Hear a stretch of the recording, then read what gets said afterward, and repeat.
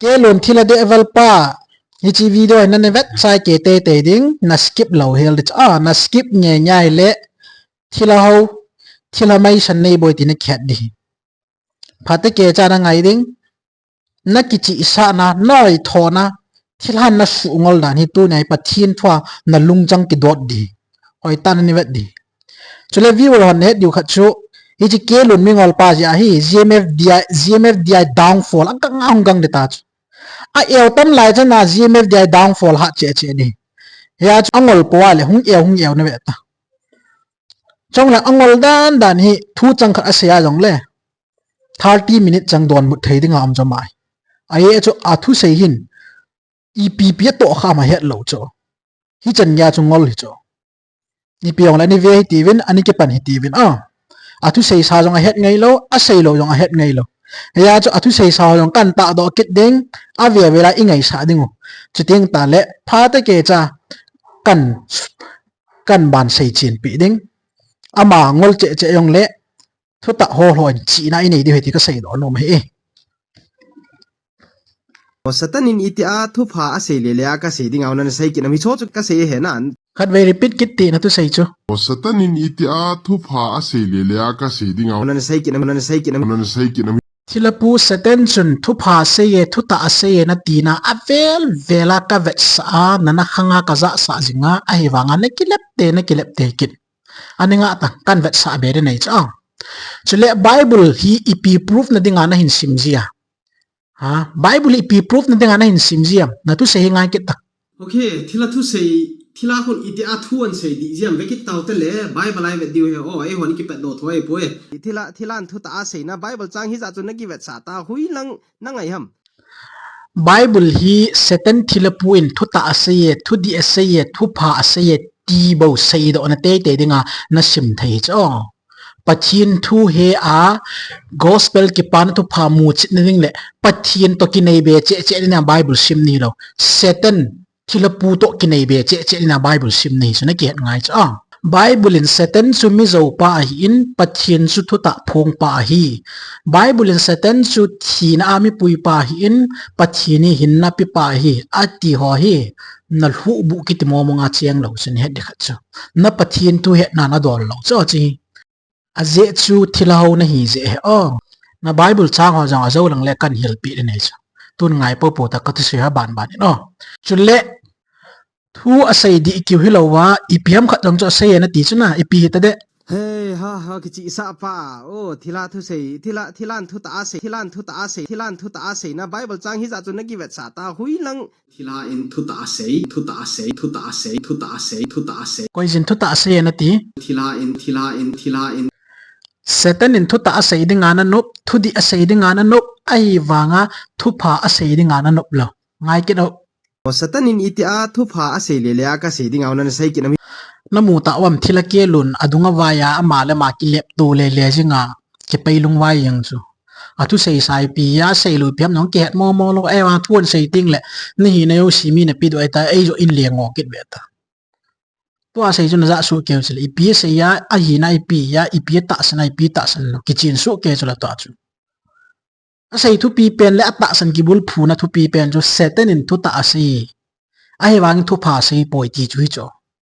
thu di ase thu ta ase thei ai wanga thu pha sei poi ti cho what's the meaning thu ta ki ti to thu pha ki ti cho a khan te gu ni cho kai mun kami ka sing poi ti pa ta bang cho mi him cho ai mu na la mi sing lo koi mam lo cho hi che bonga cho thu ta ki sei ti nga hi le thu pha ging hi cho ai chu thu ta ko na chu thu pha om hi cho thu ta am lo ti nga le thu si ngan thu hoi lo ngan hi cho hiya chu bible in thu ta le thu pha ki ti hi akibanga hi akimang ko hi aging ko hi ati nai cho chong le biblical context sa thu pha ki ti hi gospel sei nai cho good news sei nai cho na so the gospel ki ti chu piong gospel is a good news that conveys eternal life icho na ya chu fec bung chang som la thum chu simai le ama chu nang hon jong thu ta hu hinga na thu pha chu na za uwa amana ta sanwa thu tip salagau thinga mol kina ma ni hiwe ati cho hi chu ni pi sei na ham thu ta ki ti chu hu hinga na thu pha he ti na cho which mean thu ta agina le thu pha ginge thu pha gina le thu ta aginge ti na hi chula hiya chu Jesus Christian John bung som la se gi chang som la se gi na chu thu ta chu na moi chu thingin nang ma thu chu thu ta he ti chula hi chi thu ta good news gospel Krista chon phatna thua su nang le ke ki su thinga Krista tun sot hinna su nang le ke idalwa inei theo ichan theo chu hi cho ei le koi ham thu ta ki ti chu Bible ngi chen ta se ki cho John bung som le li chang gu ke hi lampi thu ta chu le hinna ka hi ati chula Bible in Jesus Krista chu thu ta chu a hi ati cho ai le kelun chun Satan chu thu ta chu he ti cho Bible in Satan chu pi he ti kina John bung get chang som li le li na pau diabola kon hi bo vui chu chi na pau lungut su bul ding bo na no moi ama cha ti la bula pa tul than in zo sei pa hin aman achama thu sei ting zon le thu ta ampon ai chu ama chu fathers of liars a hi ti cho Bible in Satan chu fathers of liars a hi ati la ya hi chi kelun thila de evil diabol hep hla le ching khulam hep ngol pa hin Satan chu thu ta a hi ati cho thilangol kelun in Satan mi zo pa thu ta a hi ati chu ita san diu ha Bible in Jesu chu thu ta a hi tia Satan chu mi zo pa a hi ati chu ita san zo diu ham Bible tu sei na kila diu ha hi chi thilangol tu sei zo hi na kila diu ham tun ke hlan no te ai le koi ha tua chu pathin le Satan ke ba sa chu kelun mi ngol pa hi ke ta chu vi don sei chang le ke zo hi pathin le Satan ke bangin na sei do jing hin ti cho ngai tong Satan pathin to ki bange po nan tizin Bible in Satan chu mi zo pa in Jesus chu thuta a hi ati la ya ama in Satan chu zo pa hi lam he phalwa thuta sei le thuta a hi na pi jing cho hi sun Jesus Christa i hu ing pau i pathin to chun reng khana koi cho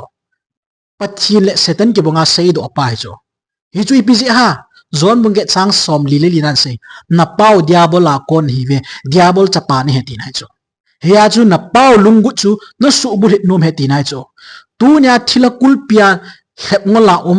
ching khulamin ahin su ngol pa hi chi diabol chapa thilangol kelu nai a chu hi chi apa mi zo pa chu thuta dana sei do te ding gut na pathin thu in Krista thuta pen ati chu sel mang te ding gut hi cho hiya chu Bible a sima jong le hi chi mi zo pa chu thuta se ya sei do te ding ti ngai Bible chang he al klep le ma ve cho al klep le ma hi le cho al klep le ma an le kar ai cho Bible pathin thu ki ti Krista dop sang na ding ai in Satan chut nim na ding ai pathin thu ki ti Krista hin le thuta chu hi ti phun do na ding ai in Satan chu mi zo pa mil hem pa hi bowe ti phun do na ding hi cho ema ama hin Bible asim do sna vetong thila jong thuta se chu thila jong ta san the chu diabol zo chu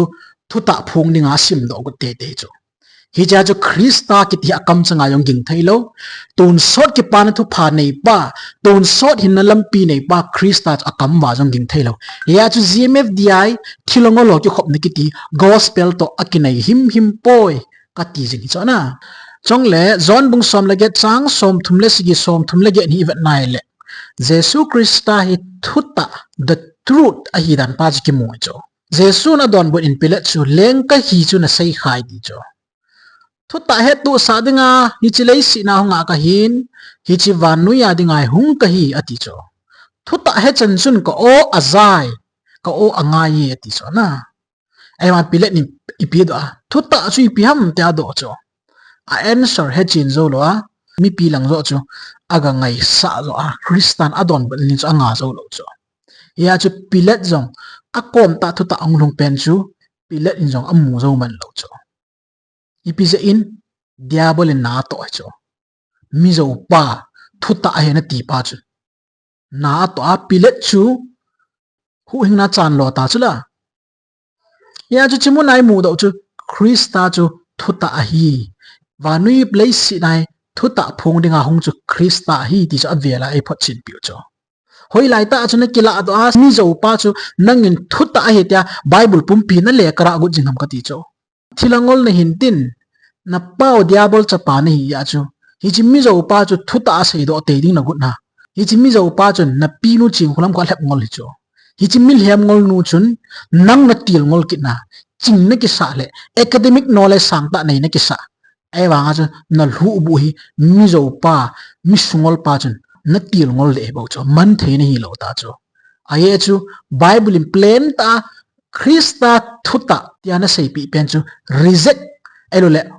mulo bi ana koi da hilanga mi zo pa yo chu thuta a sei do te ti na gu chu koi su na ya koi na tong na ya krista na tong na ya diabol na tong na ya ki khul tang jong le ma sa vi do a sei chi pi se ya hi chu old testament ei tai hela hi gospel lo lai he old testament a gospel poi di cho Isaiah bung som nga le ni chang si gina ki chen ta se cho mo sang chung vu ma dinga ki pan thu pha hin pu ho a keng phang te niu chu a hoi ta nge je ti cho biblical ya thu pha ki ti good news gospel se na cho ya chu ki pan thu pha gospel ki pan thu pha hin pu ho a keng phang o hoi ta ve ti chula old testament a Isaiah thim gawen ya chu hi chi thilangol hin bible la lo pa khu bible la su tu te ding agun hi chi thilangol hin bible la ki mulo athila pu win ahin se yo si khu bible a ki mueta ama hin phot chi ding agut jing apino bible kalwala na tonga bible a pathin a ke kan poi tia bible la lo thila tu se yo si pom na te te dinga akilap na yo si khu hi chi thilangol kelun a student pa hin bible a kona a phot chi pi gu jing cho ya cho adoi hi ma chadang ei pon nang le ke chon sit na i that do pa i hu hing pau mu chit na dinga hi chi hin na thu he a phun gu nai po in a bible hin phet na yo si thilangoi de do thilanam si thilangi del dul thilabu thi pa koi ma sol lo be na pathin pa we in shola hi tia angol ngola hong khunga bible sanga pathinin thugu aphuna lo pi lekha bu ke man ka henai ki ti hung pia van pau jong ku ki pau hetai ta amat ame nga hung khung pa phot chi na ding le chin khulam pathin thu to ki tu sa te te na ding agut ne cho ai wa ngai chi thilongol nu chin khulam kun bible la lo ngan na to he ki ai wa nga hi chi thilongol thila de eval mingol pa hin chin khulam mi het bu aman lam hi khet lo gmf di pum pi jo si khu thila a ho naw isela za chaw koi ma cha pau ngam lo ai wa nga ama hi zumlam zalam hello hi la academic knowledge jo si thila khat defend bol la dinga ong pau ji ai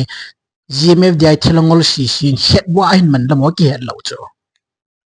hi ta bang ta chu hep ngola mai ai wang aki pum het thei mo lo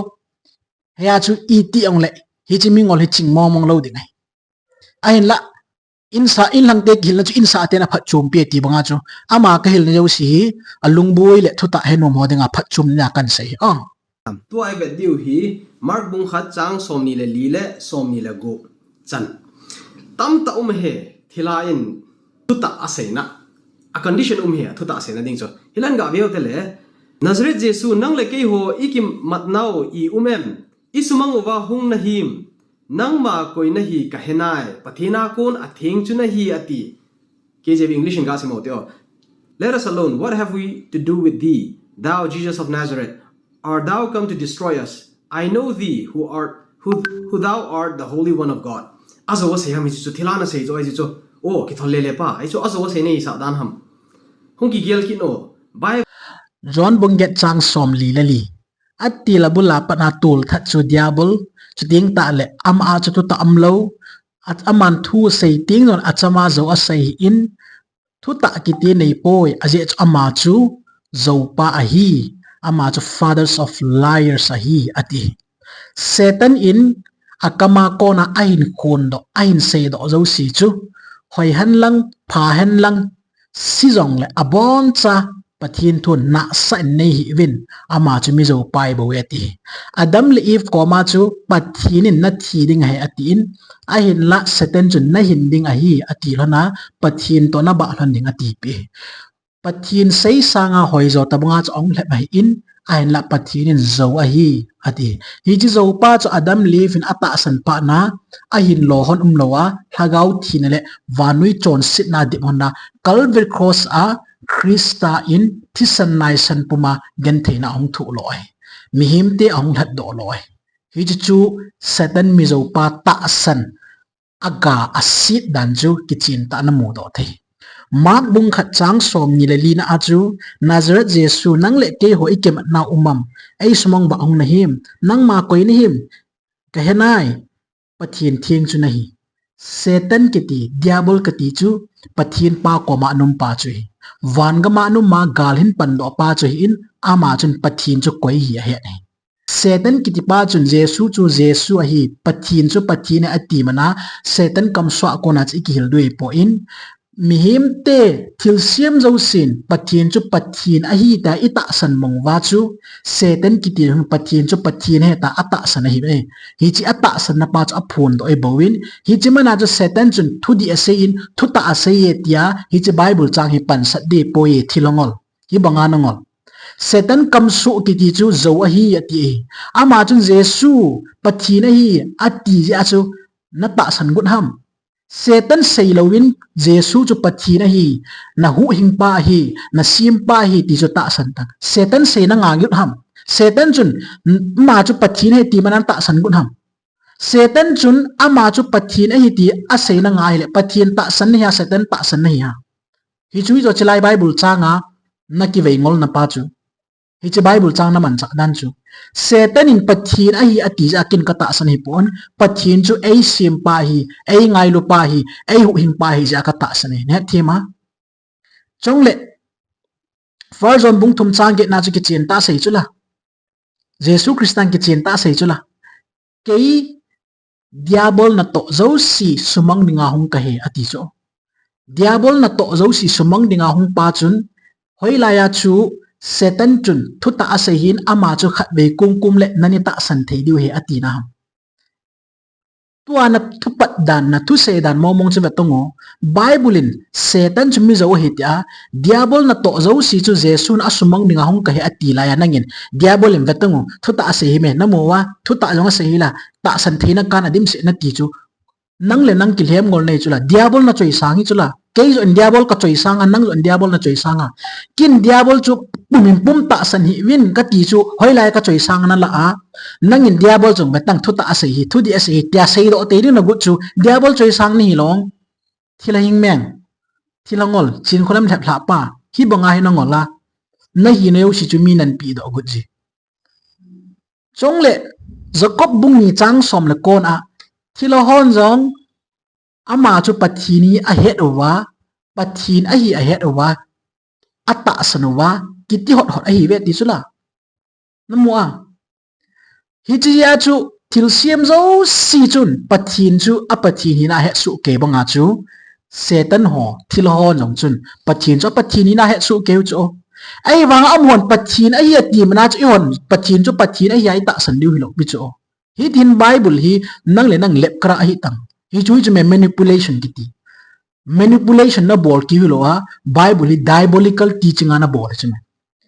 aye chu na Bible hil dan le na Bible pui dan chu Satan chu thu ta sei hi ta hei do ding na gut hi chu hi chun Satan na choi sang nang ki chin da phot chin chu la kei tu sei chu ngai tong hoi tan ngai tan ka tu sei chu hoi lai Satan ka dop sangam Satan chu ta san hi win ama chun pathina hin sei do a thu ta sei dan ong kila zo siu la ta san hi win ka ti chu hoi lai chu Satan ka choi sang na na la am i pang lo ma chin kolam lep hla nanu ya hit ta hi na ngol jing thằng li sei pan mun kho no cha dan ham thila ho pa thằng li sei pan mun na ho pan din na thanu ma hi banga hi na pan na pu he gi na sei ta chu na mu lo na ho pa na ta san pa chu Bible am poi Bible ki muai poi Bible me poi ti chu nang hoi lai Bible to su tu te ding na gut ngol be se hitang ai ho hi thila ta san ma ta san di hi lo FEC bung ni chang som le get na chu lung sit man la ta san ma hu hinga om ni ta ve pathin ngei lut na a ta san ding hi win thilo hon a ta san ja ta san di lo thilo hon pathin a sei ji a pathin sei di lo thilo hon a ma chu ta san me ti ja ta san di lo ai ho ai sim pau le ai hu hing pau iki het na zaw le ai ma si le pha conscience het na zala pathin chu ta san ni hilaya thila ho thu sei ji apos na khil ku na hi bonga hi na jesu christian mak bung kha chang som ni khat pen hi thila jong thu ta ase ye chung khat bevel ani ta san win tia ki hil na dinga se hi lo pi cho ngolbe se lo ni chu tua hi bible line vet kit de wei te asim pa na de dia man cha the man cha lo ham bible ni pia se yam o ama se pe na vet diwa ka de chu proverb bung som lo gop chang li sim taw te le paka in thil jo se ama dinga asim hi henge migilo te jeng jong ni kho phalo ni a dinga asim hi he chu anaki mel chi o migilo te hi satan man cha ho yu chuna e wanga he chi ipidinga asim ham ni kho phalo ni dinga asim hi kiti he o pathini na man cha dinga asim he kiti a phaina phalo le o thila ke lun thila nam si khat rong le pa thila ngoi de du khat thila bu thi khat thila ngi idel lur khat microphone na amat amenga kong pa tu sei khat ta san pa ching khulamin alim ngol pa hi chi thila pu tu sei khu ta san theina dinga pathin adei de amang cha theina ti hoi lai bible changa pathin adei de amang cha thein thila pu tu sei yong ta san the hi tai ti a sei nai hoi lai na zil do ham koi ham na hila chu thila tu sei yong di tia ching khulam gul pi ho nu tu sia ko na su na zil do cho bible a ko na thila tu sei ta san dan hi na zil do i ma cham poi ka ti chime abul la ka sei pi su ke chu na za chu la thila zo sei pa chu pathin tun ta sanading lam mo mong ei hil kha po ve ka ti chu na za su ke chu la thu ta chu krista hi mi zo pa chu diabol hi chi mi zo pa chu ta sanading lampi him a boy kiti chula atila bula pada milhem pa chu hai lai chu ma chu ta san te te dinga chu pathin ade de amang chan hi chu thila jong ki phun sa ama tu siang ta san te ti na dinga chu bible hi hoi lai na su tu gu nam ka ti cho proverb bung som lo gup chang li to hi ni chi thila pu hu ipi su tu den ti ham ka ti cho o proverb bung som lo gup chang li thili za kai pathin ki man cha ning dola si ma hi he a chu mi gi lo jing jong gen the su ni khwa dinga si ma hi ipigan theini kho seina ham malaki bungli chang khat vetan ni khu chu mai lum kong le lu bunga hung ding hi chinia chu mikilit sa lo si le migilo thil si bor ro si ke pal lu su hil diu hi chini khwa hung lung hin hi te bang mi ho chu mai ya aka wam diu a hi tin thanei pen pa kai na se ti sula migilo ho chunga thu tan na gim nei ta a thi na diu thu jo a se hi sula hi chini khu dinga chu ki simai tai di sula mi gi lo te chu ai la sim ti la chu pathirin git lo na asim jong hi di lo pi chu hi yong le mihim te thil sim ho chon sin ong la ta ya chu ama si la pe het na a si pha ki han theiding la ya si na ki han te ti holoi chu pathinin achunga thu tana na agot na asu mang dinga he ti hi chu hi chu ki sei na hi chu la hoi la chu proverb bung som le gup chang li chu naga sima pathin ade de amang cha the naga ati do guna leito la hi chi thilangi indel dul thila bu thi pa thu sei kha chu ta san te te dinga chi hina kai be gun ham ka ti cho ai lo lo bo hi to bible na de lai hi thila pu kha ta san ding kai kai tang thila pu chi mi zo hi ti chu ke hin khen tang za cha jong he dom ta ele genesis bung som nga chang som ni ga vekinote genesis bung som nga chang som ni ahin nang ho wangin kachunga hi thilgilo bol na go no anahin ahin la hichu pathenin tu ni khwa banga ngeya himi tam ta hin kho hu do a om na dinga aphadinga na go hi zoi joseph chunga aute honi piana go ham hi hero hin e wanga hi chiong chu pathenin ana go he ti chona mi tam ta hu do na dinga pathenin ana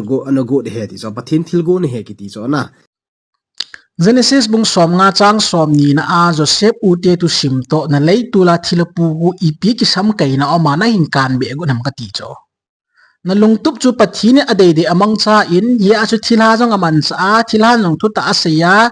thila in na pathinu ka hi atela ta san lal ding e poi ti cho na pan sat na hu cho na lei tul wa thila bu thi thila ngoi de du thila dam si thila ngi idul dolung ki phung pa chu ko bru siwa ka yang ki ti ma sana chu zo wa chu na pathin pau ka yang ki ti cho na chui cho na ta san chu adang i ma cham lo na ki chi sa ke academic knowledge na tia na ki chi sa ke wa nga hi chi thila lep na ki san chu na ki he zo lo cho ai chu pathin thu na fu bo am lo cho Joseph ute to chun hijilaya thilapu chu ipiam ki sam kai gu na Genesis bung som nga na hin sim hi na chalpu pathin tu ki chip nei tang hi tin Joseph ute hi mi cho thila hi lo chume ya chu Joseph ute to hijilaya thilapu hu ipi comparison na bol gu na Joseph ute hi 12 tribe of Israel hung kun na hi cho idam vaile Jerusalem tha khupia chu ibon sawai ki mu tu diu cho nongo lei tul thilangol ho si siwang cho ha sawe ta na ki khial lo wal ya chu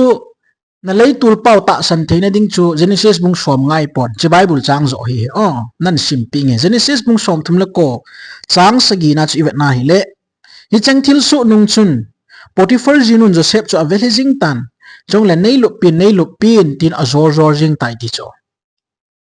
ipu Joseph chu achapang cha hya pana pathina ki ngaya pakaidan thupang ta chon phata le pathin mit ma lung thayum ta miung pe cho hi che pa chui cho Satan in attack abol go na pathin do na le pathin lung ha na chunga hlun sa gut ya chu Satan in aning tim zo sia ajit avei zo sia Joseph chu kai lu te ding ke pal lu sa te ding na gut cho ai wang ama lep na halowa pakai avet jing le again jing pa ang sa chu adan thubang ta kita ta ni ding jing cho ya chu final ading mo nga Satan in hi chi numai hoi ta Potiphar jinu cho a hin man cha na zo te te ding gut cho atila bula Adam chu evin a kilap la ta chula na numai masanga ki tim zo ta lo chula chubanga chu hi thei de hamata Joseph chu numai mang cha hap gut ma Joseph bang cho pakai dinga kita ta dinga azo ta lo pichla ya chu Potiphar jinu hin thlem thapa diabol mizo pa hi che pa thui cho lei tu la hung ni dul dul pa ko Joseph alhep la zo lo chu tu nai lei tu la nga ke lun le ching khulam le dak pi pu ps ho kip le thiladak tol he ge nong lep la chu abana hi choloi lam kaina chu lei tu la mi khuja si si khum mojeng junga ke tol cho ne thima hi chi Potiphar jinu lhem thapa chu cho lei tu la hung ni dul dul pa khu he pa na ti pa khu na pathinu ka heta azo amenga hung khung pa khu thilangi dal dul thila namsi na thilangoi de du thila bu thi pa khu hi chi Potiphar jinu lhem thapa cho ni cho ya chu Joseph le au te zala chu mi tam pa ki hu hinga hin ama wang tu nya hi chi thilha zo sei pa thila bu thi pa le ke lun le chingkhlam holoi mi lep la na ji ai mi tam pa ku ki nam pi hi damun me di lai chi diu cho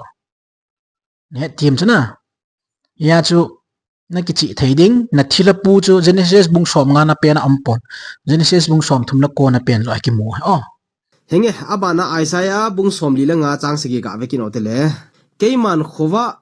ka gong do in muthim jong ka simi chamna ka simin sit na jong ka simi kei pakain hiti ho zo si hi ka bol hi hi cha chun sit na jong ka simi ati English a chui ve nai le and create evil ki ti he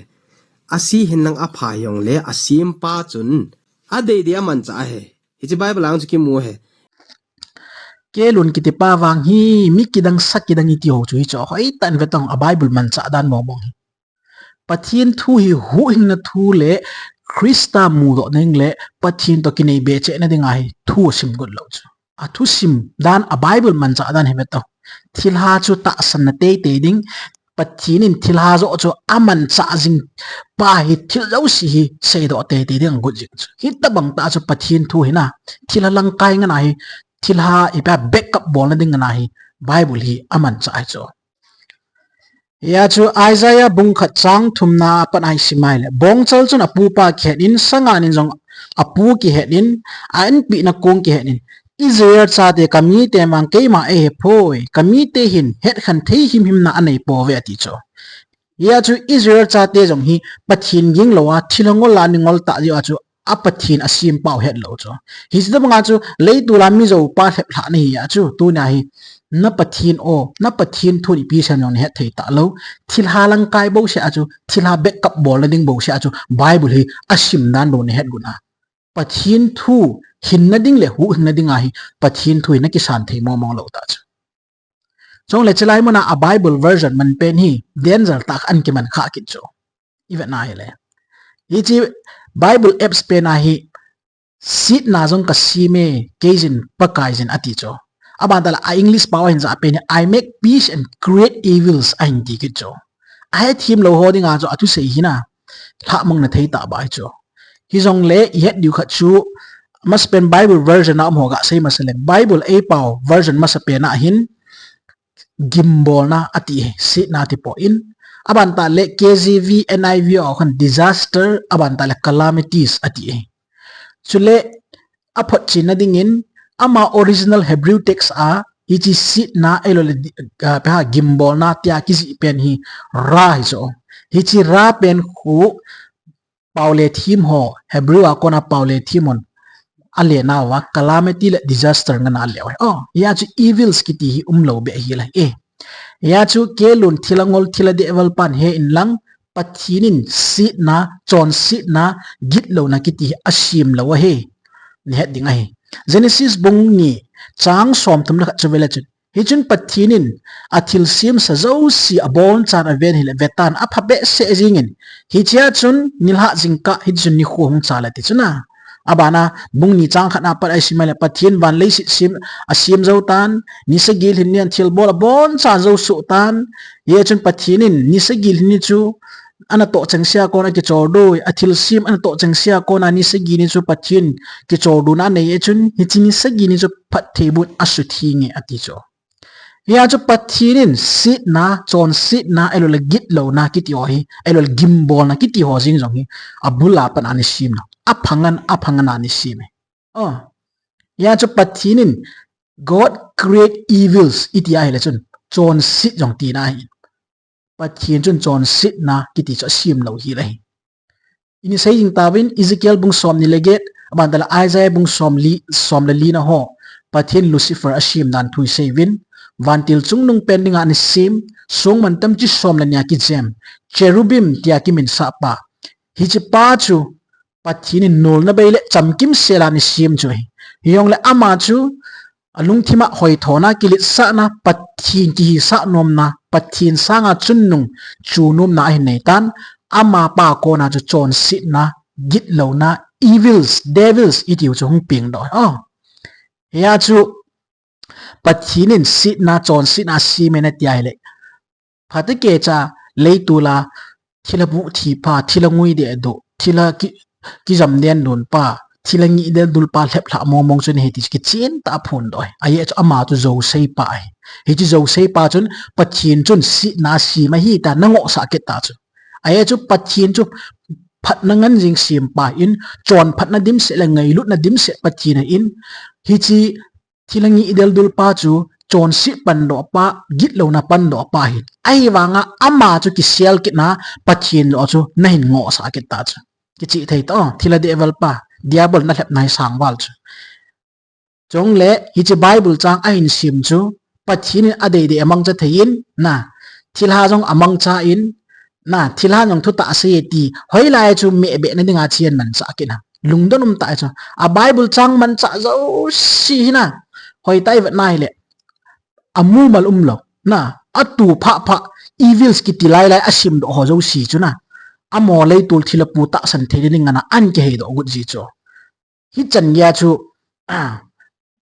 mingol ta ki chi sa na in khumang khan in pathina ki pum pi lo hi la le hi chi pa he mang tha te le ti ka sei do nom hi ele tu hin job hin ipia siam ga veo te job satan su gim pa job na pathin muchin pan ipia siam ga veo te le job bung som li le ni chang ni nangin iza kai na bol theizin chule nalungai to zo se chu imachan adal tan theilo a hi ti ka he job in pathin amu pathin in job chu angai lut ta angai lut ai ta chu satan chu apatep dingan sol cho el hi chana pathin he pan jong chun nangin iza kai na bol the ti cho atua nang satan bo ni hena pathin ni he lo ja hi pathin ni thil bol the dinga na koi lo cho ai ta hi asim pan ade di amang chan te ti hi chen ta san theilo chu me apathin ta san lo chu ipi ba na sei dam job thu to hin lei tula thilapu ko ta san thei ni nga nan me be ki ta job hin ko jong hi phade ke ja kan sei pi jing na hi ta win ai la avel velai na sei nge nge na ngai na ngowa no jingoi job bung khat chang gup na panai si mai ni khat chu pathin cha pate acham chamin pakai ang so ong ke khom ve ti chu na ichi tam ta hi bible la a background tam ta sedium chu yon le tu ni cho chu hil chin ne ding phat pon tin chule pathin in chang gi na chi pi sia pa kai yong satan za a nang man kala cha job kui tin ge nam leisi chunga ma tong mi poi nol na bai hil chon di ta hi pathin ging khen cha zinga lam silam pel lo jing mi a hi me ati ai ma satan in pi sia pa kai chu adon but in job khu aje bia pathin agina na bol ham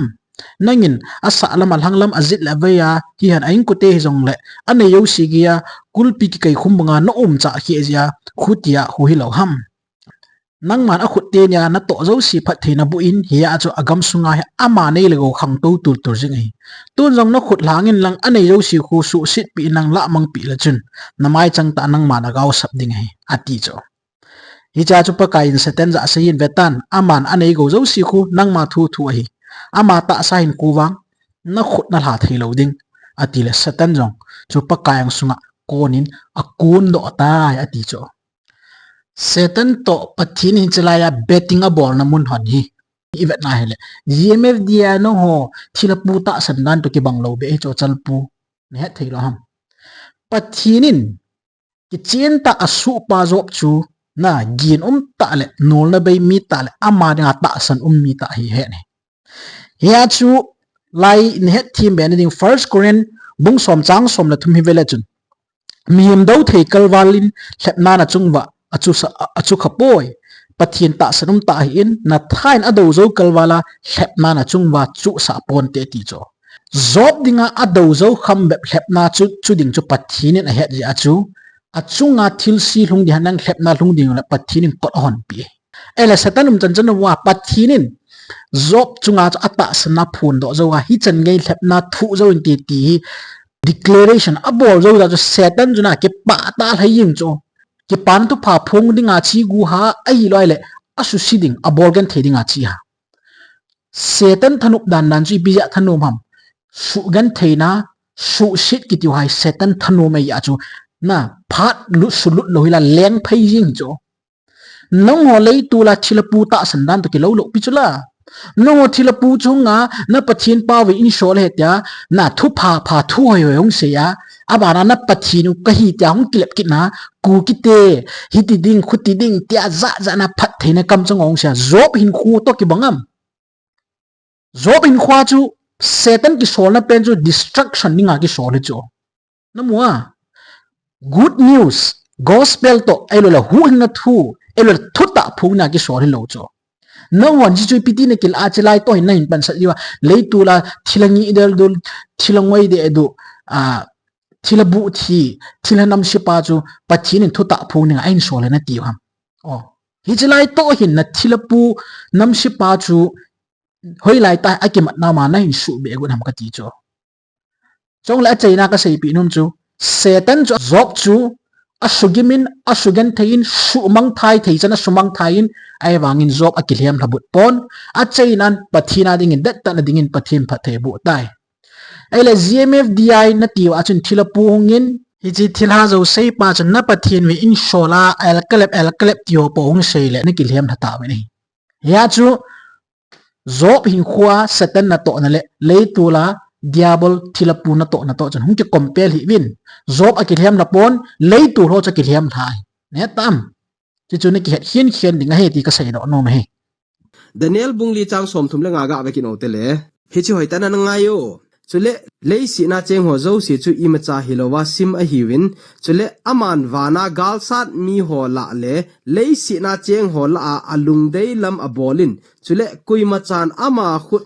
akham tang zo poi chule ama hinga ipina bol ham zong ati thei po na hi na zamo ki tholle le pa ejong ki zamo sakit nei tam sa paunan simping e o and all the inhabitants of the earth are reputed as nothing, and he do it according to his will in the army of heaven and among the inhabitants of earth, and none can stay his hand or say unto him, what dost thou? Kichi lo ham na van le ya vana ngoti cho vana gal sat mi ho la le vana chu kui to gala sa diong kichin jing talong vana gal sat le sit cheng ho la alung dei lam abolin ati cho alung ke lun thilangol pa na ho le na wa chui hi thilangoi de do thilabu thi thilangi de do thilaki jong pa khoi bo cho microphone na amoro na marenga thu sei pa khoi bo cho no ho hi ye chun na tit na ta lo na mang cha jong na mat pha lo ding bible chang hoi simin lang pathin in thila amang cha in thila ta san the nai ti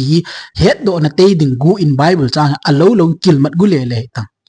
na bible sim su sa thei lo dan jong hi vet nai le pathin thu lung lut mi ni hi lo dan pathin thong ki ho kha mi ni lo dan a phot chi ni cho hi chun hypocrisy thoin lang hin hui mangu hi tang thila pu khat defend ball na ding le gul pi ho nu khu vian bit bit na ding in het na academic knowledge na nei kham kham pen chu amang amang cha hi tang chal pu nang le nang na ki jum su jing ni chime min khet bu ana mani bo chime na ja chalo ham ngai tang kilit sa hoi thona ka sei pon mi chon si mi gilo pathin thu ki chip na na hi in ya chu na hi na banga kan hauji ni nup mo na sa lo di Daniel bung li chang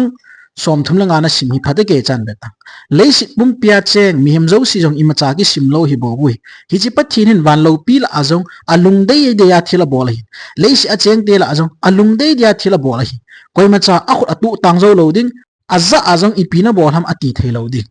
hi chin pathin supreme power hi ki chen ta phun doi cho ai lai pi ai cha kam chang ta bang hum ham hi chi hi Nebuchadnezzar testimony hi cho Nebuchadnezzar chu itabang lengan hi ham vetsanan Daniel bung li chang som thum chu isima hi le leng pa keima Nebuchadnezzar ka sein hi chi Babylon ko pi keiman ka tha ta ka sa do leng in sung mi te chen na ding le kalal lo pi min than dinga ka bol lo chi lo ham tin a au za zing e di cho na leng pan hoi thona thu a sei chai su hi lai jin vana kon in o khat hong ging in vo leng pa Nebuchadnezzar na hi nga hi che thu hi ki sei hi na lengam hi na kila pi tai atia chi zo zo chu kum sa gi zen ta gan cha bangai ko ma na ham pa ni cho ai le chang som thum le li na chu yung ki na hi le ka thu gim ni kho ke chei ding pha nin Nebuchadnezzar ki ti pa ke man van lam ka ve na hi le ka lung ahong lim do tan chu in ha chung pathin ka choi anin atun so na hingjing pathin chu ka wa choi in za ta in ka bol tai ati chu lengi lo ta leng hoi tho ta pathin mi te ni bol gen theising pa chu tua hi pathin na sata gaw sap na go na pi zo nunga chon sit lung hai na ki si na na ya van pathin chu za bol na le lo pi na le thangwa na hin pi a hi chi van pathin chu athanei jidan alo pi jidan supreme power choi na supreme authority ne hidan pa chu Nebuchadnezzar hi mo do cho aje chu pathin ta na le pathin thu nei na hi ama hin ane de jing cho Daniel bung khatna pa na hu in sim pa na hele pathin in Nebuchadnezzar ki ti pa he angai lut be se ji achu van pathin chu hin hete hen leng zo si leng pa kai zo si pa kai thil gu thil ki sel gu ki im zo si phung do thei pathin chu hin hete hen tin dingai pathin a mai providence a pi jing cho ai van Nebuchadnezzar muna sa le hen na sa pathini a hin de zinga pathin sanga chung nung zo khop liu dinga ong ki gya le cho adia Daniel bung ni na ko isima hele vanui le sit panoramic view of world history pathina vet sa so milim sana milim len ta na alu chu Babylon lengam vet sanen abana Medo Persia abana Greece abana Rome abana divided Rome nation chuting le song pi lengam kiti Krista lengam hun ding to world history panoramic view hi abon chakya Daniel khanga pathina vet sa ta cho tu ai le si khang hi akyang phangmu na kyu mi ta cho yong le chu subject cho mai tan na heya chun Daniel in hi chamang jo ama ko ma interpretation ong bor jo achu Nebuchadnezzar kiti pa hin ke khela leng dang thelo ding ke hi ton so na ai lo la Babylon leng kam hi ton so na vai hom ding ha ti vet sa na dinga dura phai chama chu milim lin ta in tun da apum changa pathinin milim sa thi chom chuma ba sa pen aman pum changa sana hin ba sa ta cho hi chen ya chu pathin ni do jing ji hi ta bang hoi thona nei pathin thonei na le tha na chou jing pat leng pa chu pathinin providence tam ta pi zo nunga ki si thailo ya cha a cheina na ti ta ba hi le pathin do ta ba ni le ka su ngol ni ne hetia pathin an su ngol cho gen cha banga hung lang ta cho na ham pan ni cho hi zo za cha pathin thunei na le pathin lo pi na lunglim ta hin ya da ki si na ne man pathin ko ma ki si na ne ya pathin lo pi na cha phon doi cho na le ya chu Nebuchadnezzar kiti pa chun ki chin ta phon da leisi pumpi leng le lal thunei vai hom le i piong le mi hem zo si pathina ding ma chai pon ke thunei pa ha chunung leng ka hi bonga ima cha ka hi lo bonga thil dang zo syang pathina ding ima cha hi poi na aman wana hian lang leya hi yong le alung dei dia aman bo the koi ma chan a kham zo lo de ti cho ele hi chlai ka chuna ga kila ado a pathin thun a context le ama lo pin a phun do na ding pa context ben chu nala kin la koi kina ade dia na to lai pa chu na hon thila ta san the ning lei tu la ngi dal dul pa ko ta san the na ding a bible chang si na hi tik kai yeng cho pathin thu hi pathin mu na ning le pathin lo pin na sim gulo wa thil ha zon thu ta si thil ha zon thu di si ti sim do na te da bible chang na kil mat le gut pa hi na Nebuchadnezzar bonga no ngol li cho Nebuchadnezzar jong hei ta chu ki sai chu me ya chu no ngol che na ning thil bol hi tang ching khulam gul pi ho nun het bo ana man hi cho achang sia pathin thu do ji jan jong het ta lo pi ma khun ai len nang ne academic knowledge niaw cha khat hu bu niaw cha chana ga man cha pathin thu de na an hi ti man ji na ho hu thilangoi de do pa le thilaki zong pa he bo cho Potiphar ji nu hem thapa Joseph pathin adinga pathin mi ta pa sulhuding le kai hudinga na milhem pa mi zo pa chui bo cho silaya na ga za bola na ho pa khu hi chu hi chi pa defending khun hi chi bible thui ngi mang hi tang hi chi pa khun nang ho dinga bible chum na pi ta chu me ke man ka he nai ki ti hu chi khu chu me hi chi chang ta san thela tu nya bible a hi dan na nan sim i pi ham na bol na hi Nebuchadnezzar ma no ngol na ding khat na ki bol do di chu na zo sa ai le ching theng ka ti me ya chu warning ka pi ing nei chu warning ka pi ing nei chu Bible a chu pathin alung dei dia thil a bola hi ya chu thil ha ka hin sol ding ati lo pi chu ne na pathin a dei dia na to alung dei dia na to a thil ha jong a hin sola thila tu seong ta san ning ki chin khulam na pi nu gul pi ho nun an ki belam he bo cho hi chu ta san lang pathin to chip ki chip na hi ta Bible a ko na thil pu ta san lam pi mu hi me ta chu chole Nebuchadnezzar testimony Daniel in chen ji pen hi samza som nga chang thum na pan a khoin la do ai ho pathin bana chengin adei dia thila bol ji heti cho a supreme power supreme authority a choidan pa avet sa na hi cho adei de na tong in thila jong ta san the thila jong thu di se di na di lo pi cho hi tin pathin thu ki chip na wen lang pathin thu hi sumul pho hui to hi chan ya chu lam wai ni hi chu Bible ki ti hi na het ma cham lo na sei thayong ma cham lo hi chi thila pu bo ko defend bol na dinga gam dang Bible na phet kra de Daniel le kha buin het di kha chu prophetic book chu ding tal historical context a jong chu Daniel chapter 1 2 Daniel chapter 1 3 4 ban tal 6 ki toi historical context el story book ta banga testimonial ta banga chia adang kasim thalo chapter si ku prophetic book ngan chu ya chu namoron namereng in thil hi lai tang tua ka cycle walang thil tam ta sei dum na lai chu Bible cha ni het di khat chu pathin thu ki chip na hin ka ti hi warning hai kino hoitan thilan thu ta se no ho bible a ki sim do a ki se he chi ke man ka pat thuai poye chule ka thu se ong chu ka ki mel chi nai nang zo ina la na hei koi le he na ki hil no ho be hingai tango ki thol le pa hoitan na ngai yo bible line bet ki diu he thilai lo le satan ho khoni ti pha le thu ta an se diu ham sol cha bung som lo gop chang som lo go ma pa sa som le git hi ti na hi taw na mu na chu ka chewa hi le hagaw wop so nunga khanin ikito piwin ama chu khunung thu so ding aseya apakai te chu aphat chom sa le jing hi apakai te master ho na 17 ama chun pol le ke ho ei zui le win hite ho hi chung nung pen pathen so te hi ve so cha na lampi nahung hilo hi tin asam jing in a hi thagaw kholo vok nun ase he o chi azo se ham pol le sila chunga cho azo he na hi Bible version hi ka ta san point na ti dan ham thila chun azo se lo pi cho e wanga 18 na khun beta ama ni chun chutia chu ni tam ta abola hin a hin pol alung phamon aki hein lagaw za chun jesu christa mina ama nu sunga ko na chu hung do dinga thupi ka thupi na hi ati chuin chupe ta chun apot do pai jing ta na hi kui ho ko ma thu ta seam thilan pathin nei ho ko ma nangin pathin na neyam thila dom sang pa chun iti pathin na nei da ham evangelist in aneyam henge ai ti ja ma ni ko ma thil hon zo se thailo he kichi long elo le hilai bible jang so di point na ti ham na mo ta wa Bible chang treat a hin bol ket dan chu adol ta chu hi Bible chang hi diabol thila pu mi zo pa discredit bol na ding chu ai wa bible chang treat a hin bolan chana mo chana thila zo chu credit a bol kin ha thila chun thu ta se zo se ham chi chu chalpu ei ti ki cho pathin thu asim ki ti thila adinga sim cho pathin mu chi na dinga sim lo cho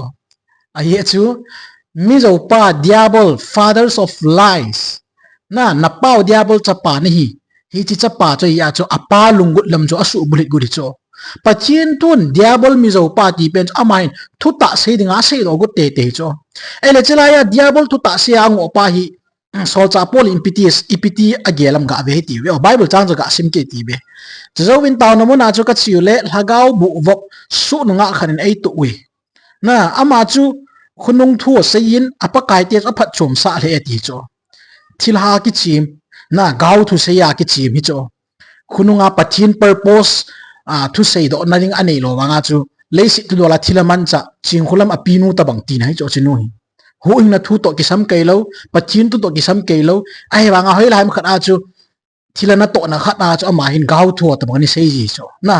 mei thei le ku ki thwa bui mei ta bang hi cho chi thilabok mu yong hi ama chun pol le ke ho ai zui le ben hi te ho hi chungnung pen pathin su te hi ben su tha na lampi nong hi lo a hi tin asam ji ti cho hi chlai chu pol le saila solo cho pathin na tong hi ti a sei do ya cho thilan tu ta sei ya ti cho diabol ki ti tabang mi ham ti hi a character hi alung thima hi het pha anei lo dan hi alanga ki lang hi cho chi thilangol hi Satan ki ti imacha he poi ki ti khalo cho Satan ki ti hin thu he ni cho Bible zong he ni cho van gama pathin itabang ham zong he ni cho nang le kei sa nga aje cho ahong kun do na chu van gama ni hi za asim pa pathin ki ti cho ama zong he ni cho hiong le ama daun a chung ki sa a hiya chu pathin a purpose le Satan a purpose ki bang ngai ta lo hi cho van gama hong kun do a thila ki su pa chun thu lo si hi a he na hi chi a thu he no chu error to hin mix a ball zia hi chu mi hem te pui mang na man hi cho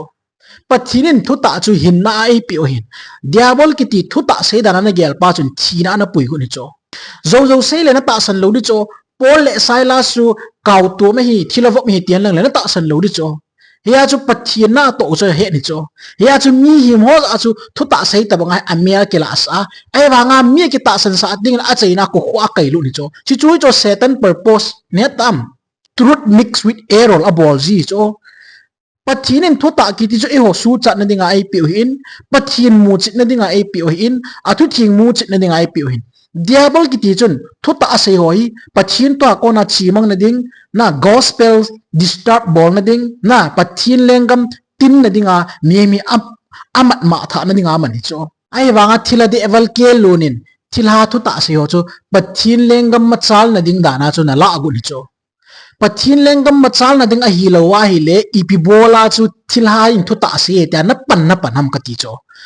pathin thuin thila pu mi zo pa ti chu ki pom cha hen lang thila lang kaya thila credit bol ding in pathin tu ya phe hi ta hi chi ka sei cho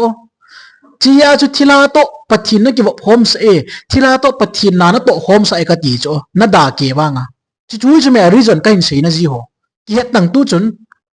ama chun mi hin na ding mo dei lo cho ai wa nga hi chu he phalowa Satan chu thu ta se ya ta san thei nai ti lang na hi credit api ing cho angol dan hi hoi lang thila de eval ham ka ti chme vetang na Bible chang hi thila thu ta se hi ta san the hi nai tia Bible chang a backup na bol jing pa cho pol in piti gelam chu amanu chun hi chi thilawak su nu chun hi tai tam ta ne bol jin ai le pol in a thei chim ta ati ta chu na za a pol in a thei chim be se jing tan hi chun Jesu Christa mina kon ama sunga thila lagaw bu cha su dam pin ano do ai ti cho ipj a thu ta sei thila puna ti cho pol in cho banga thei chim ham o thu ta sei hinai amen hallelujah ta pol in sabdanam a thei chim be se in ano mo nge ti cho no on thila pu khat na pachim in shola hi atia hi amen na tiwa hi ta ho microphone na do pi le wa na zon le yu pol in a welcome am hi chi thila chu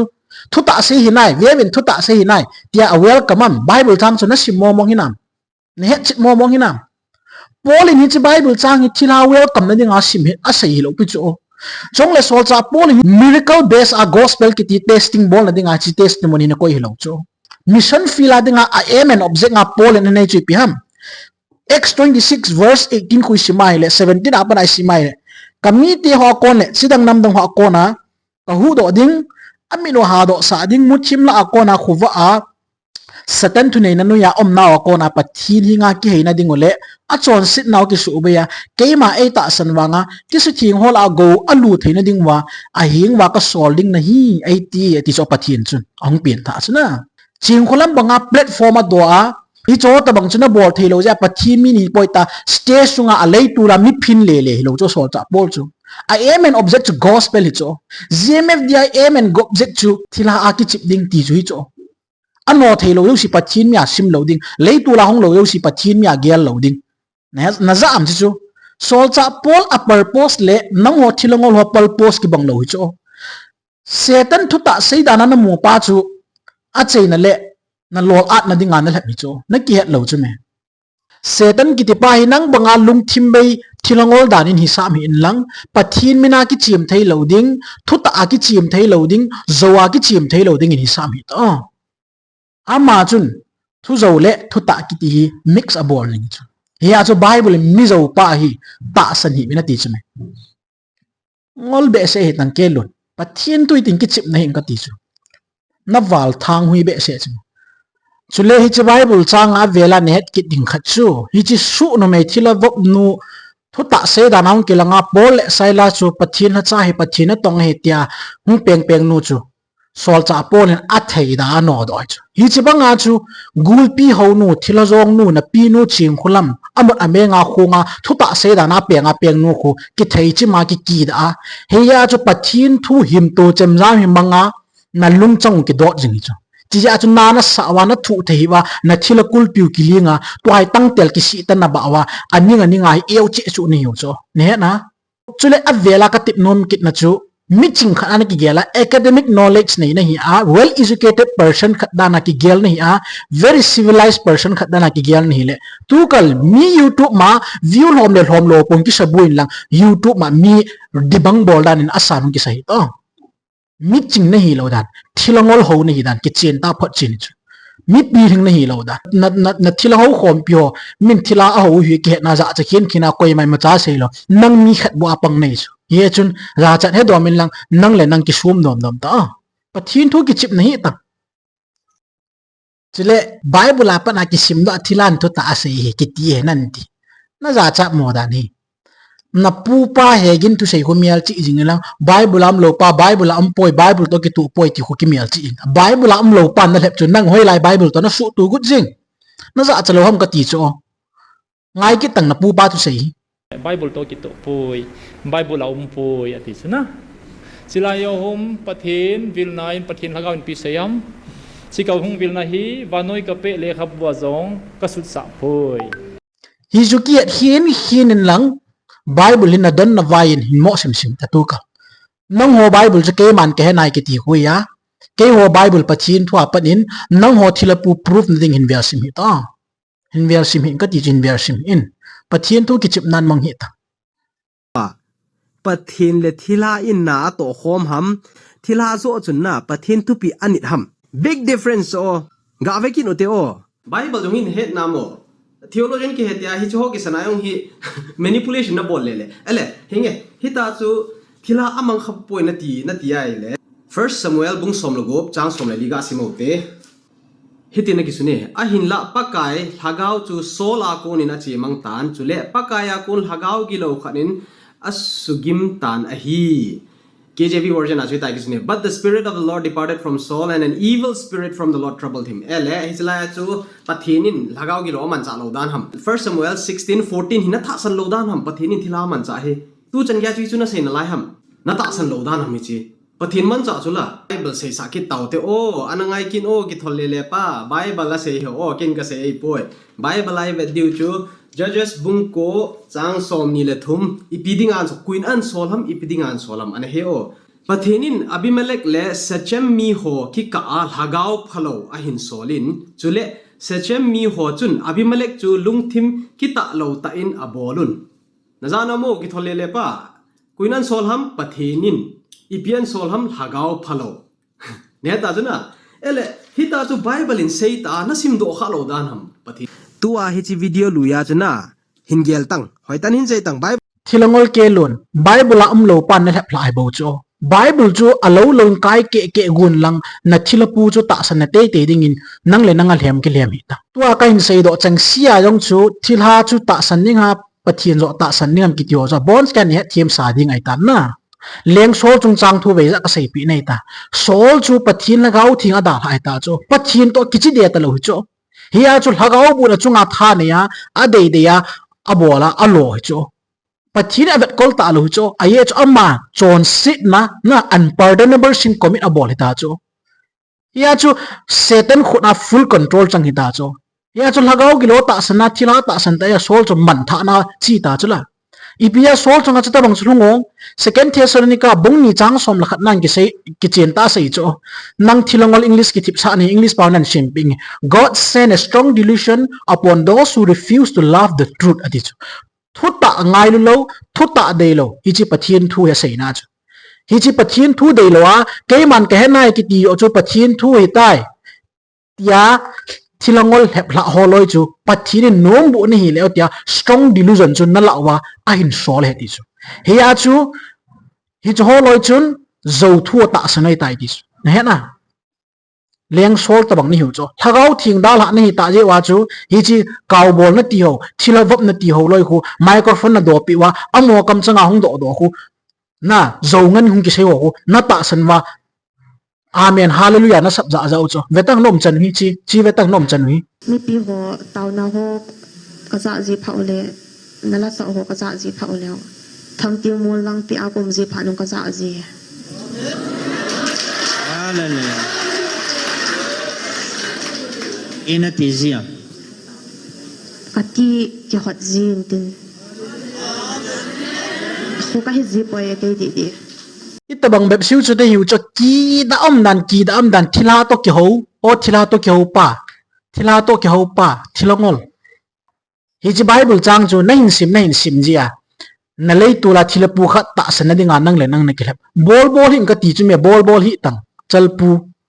ama ho leng pa hi chi satan chu pathin nu ya om na ga ngai ki no te oi chi video lui ma he ga ngai ki no te satan chu ki bui pie ipon na satan chunga gal zona chu ki bui pie he mi zo pa diabol chapa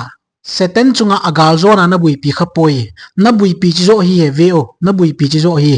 satan chun thu ta se thu pha se ta san the nai ti bo na bui pi chi he na bui pi okay thila thu sei thila khon ite a thu an sei di jam vekit taw te le bible ai ve diu he o e hon ki pe do thoi po hi chu ka sei chu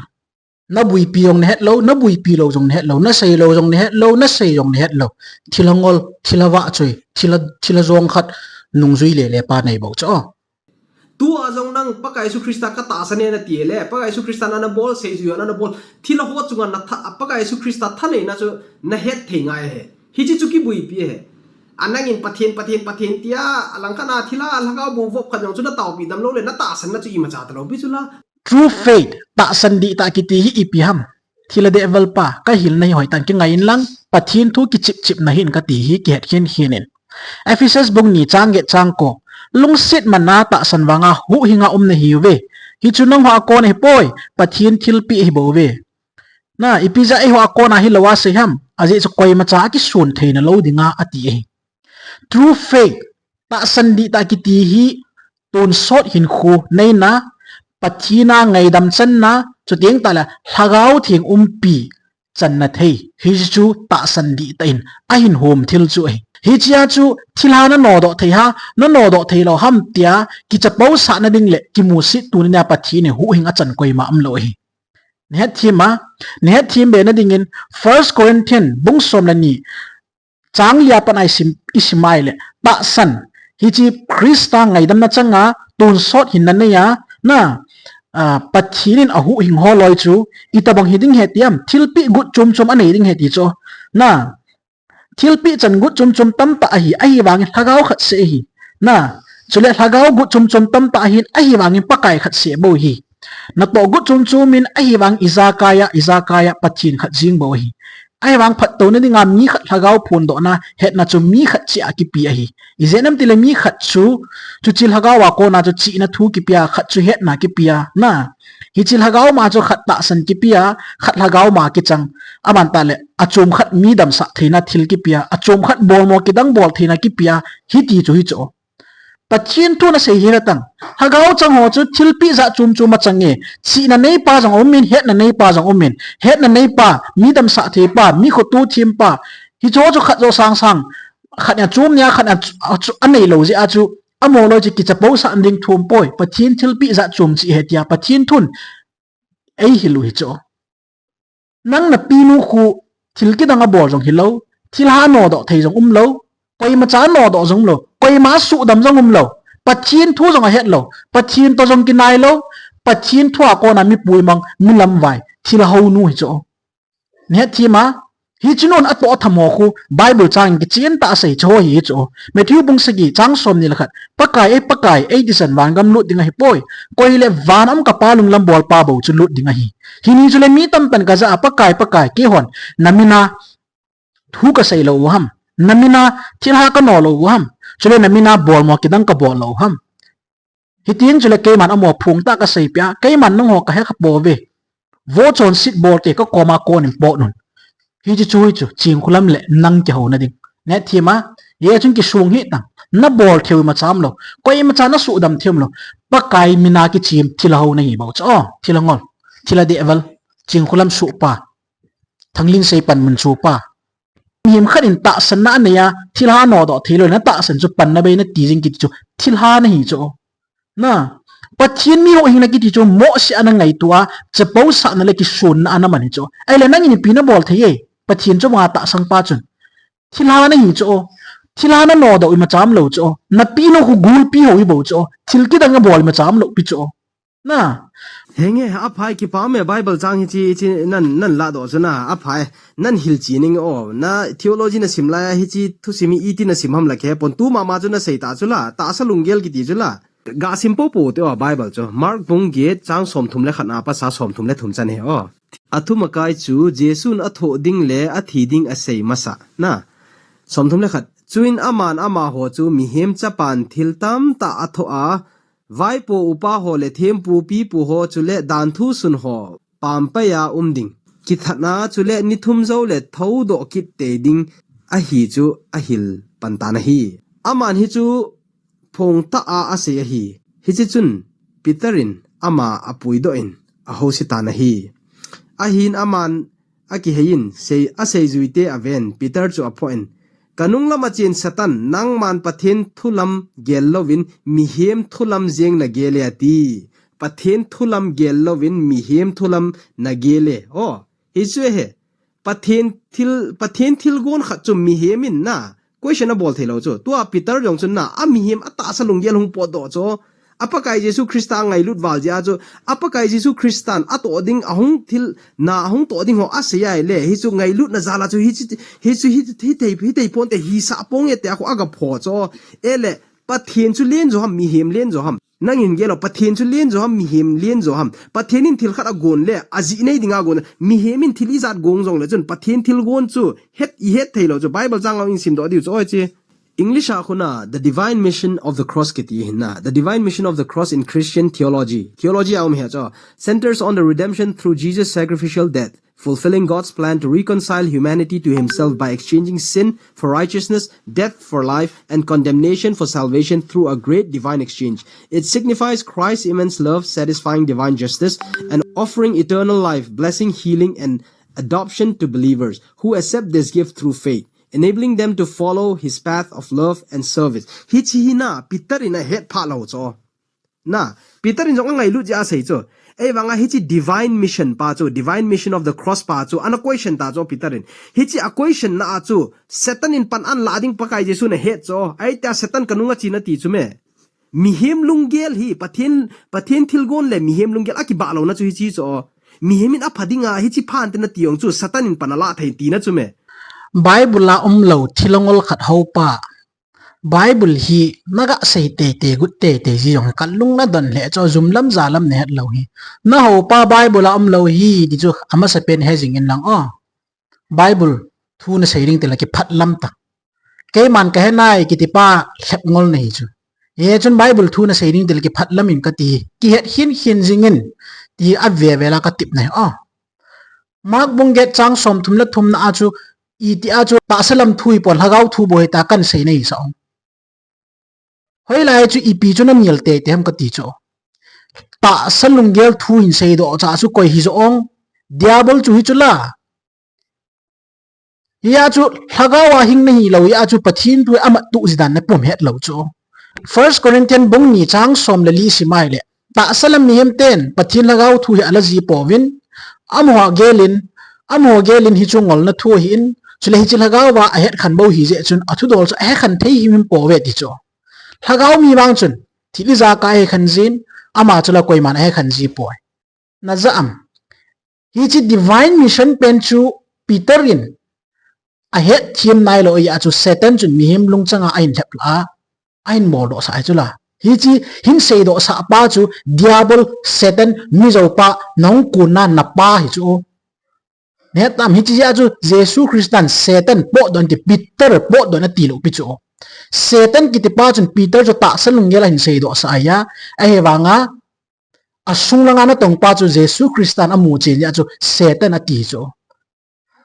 tunia chu hagawa nom lo ji ele hagawa pathin thu ne thila thilan lung chang na put ya chu hagau thu ki sei chu nama thim thei mo lo ei chin ni lo de ke khat chan nan yem nan na ki chip sa ta Bible chang chu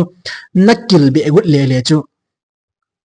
bol hin ka ti me bol hi ta